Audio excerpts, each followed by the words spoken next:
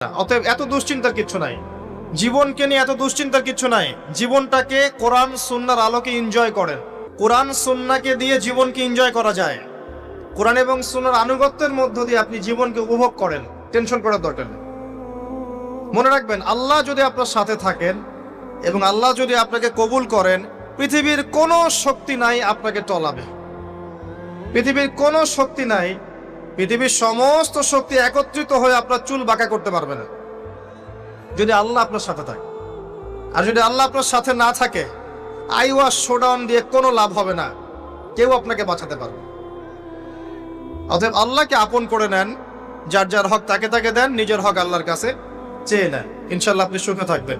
এর আগে আল্লাহ পাক একা ছিলেন, আর কিচ্ছু ছিল না। হুয়াল আউয়াল ওয়াল আখির ওয়াল যাহির ওয়াল বাতিন ওয়া হুয়া বিকুল্লি শাইইন আলিম, সূরা হাদীদ।